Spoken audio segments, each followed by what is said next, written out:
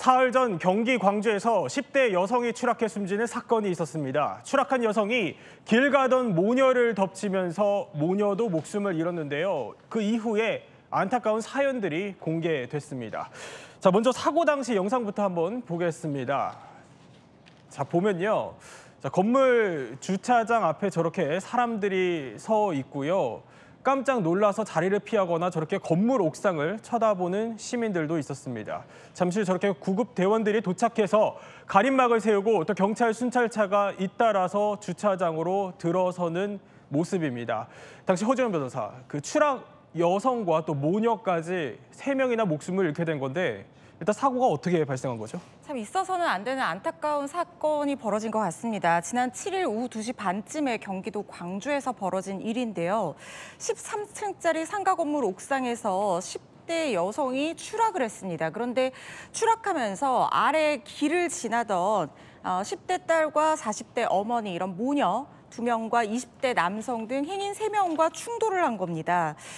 그런데 이 사고로 머리 위에서 갑자기 추락하는 20대 딸과 부딪힌 10대 여성과 부딪힌 10대 딸이 그만 목숨을 잃고 말았습니다. 이 어머니도 심정지 상태로 병원에 이송이 돼서 치료 상태로 병원에 상태가 좋지 않은 상황에서 병원으로 이송이 돼서 계속해서 치료를 받았지만 안타깝게도 치료 도중에 사망했다는 소식이 또 들어왔거든요. 그리고 20대 남성도 목숨의 위협을 느낄 정도는 아니지만 상당히 여러 가지 부상을 입은 그런 상황으로 보입니다.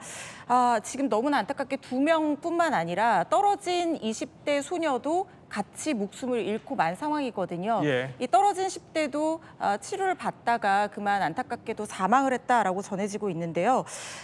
이 10대 소녀가 왜 떨어졌느냐.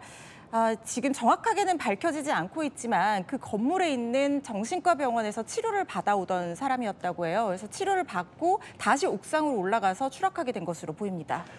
네, 그럼 일단 당시 목격자의 말부터 들어보시죠. 사람들이 이렇게 써가지고 한 2~3명 있는 것 같아서 사람들이 옥상으로 쳐다보고 이게. 아니 근데 당시 그런데 남성 1명도 덮쳤다고 들었거든요. 그럼 일단 이분은 좀 괜찮으신 겁니까? 조금 전에 허 변호사도 언급했듯이 이분이 이제 어깨 같은 곳에 이제 좀 부상을 입었습니다만 생명에 지장은 없습니다. 하지만 그거보다 더 문제는 정신적 피해입니다. 이분은 이번 이 추락 사고의 생존자이자 목격자잖아요. 이번 사고를 겪은 뒤에 트라우마를 좀 호소를 하면서 계속 불안 증세가 있다 이렇게 지금 알려지고 있습니다. 유족들 심정 정말 참담할 것 같습니다. 그런데요. 테니스 협회에서 이번 사고와 관련해서 입장을 발표를 했다고 합니다. 이용주 평론가. 이 협회와 무슨 인연이 있는 거죠? 알고 보니까 이번에 사고로 목숨을 잃은 그 피해 청소년이 미래 성장이 굉장히 기대되는 테니스 유망주였던 것으로 밝혀졌습니다. 그래서 대한 테니스 협회가 입장을 발표했는데요.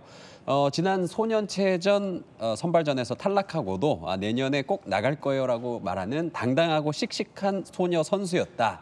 이런 입장을 발표하면서요. 또 앞으로 엄마와 함께 하늘에서 편안하게 아이들의 마음을 전한다. 뭐 이런 입장문을 냈습니다. 그야말로 멋진 선수가 되겠다며 꿈을 키워가던 11살 유망주가 그 꿈을 피워보지도 못하고 안타까운 참변을 당한 겁니다. 자, 협회는요. 소녀를 멋진 운동선수로 키우겠다며 정성을 다하던 어머니와 또 한 발 한 발 꿈을 향해 발을 떼던 소녀를 이렇게 기억하고 있었습니다. 어머니가 이제 경기도까지 이사를 와서 전문 체육인으로서 이제 하려고 했고, 우리 경기도권에서는 이제 유망주로서 선정이 될 정도로 선수가 괜찮았습니다.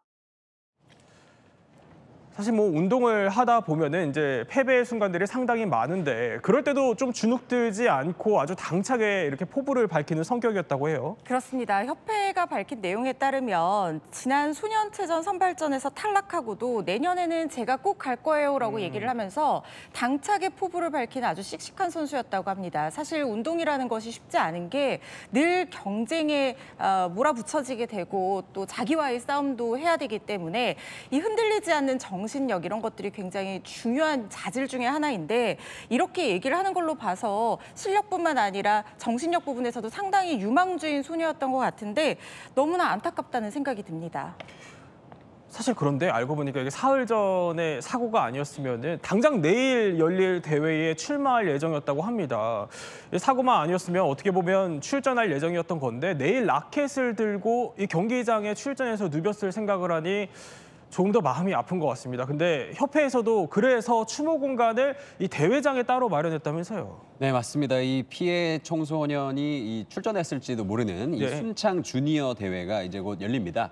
그래서 그 경기장에 애도 공간을 마련하고요. 그리고 참여하는 모든 선수가 검은 리본을 달고 다 같이 한 마음으로 이 추모의 마음을 전하기로 했습니다. 그랬군요. 그런데 사고와 관련해서 하나 더 짚어볼 게 있습니다. 요즘 사실 날씨 굉장히 덥잖아요, 허주인 변호사. 그러면은 이렇게 길 가다가 하늘 쳐다보는 것도 쉽지 않을 텐데 이렇게 유동인구가 많은 곳에 옥상을 개방해 놔도 되는 겁니까? 사실 옥상은 건물에 만약에 화재가 발생했을 때 등 위급 상황에서 피난 시설로 활용이 될 수 있기 때문에 상시 개방해 둬야 되는 것이 소방법상 원칙입니다.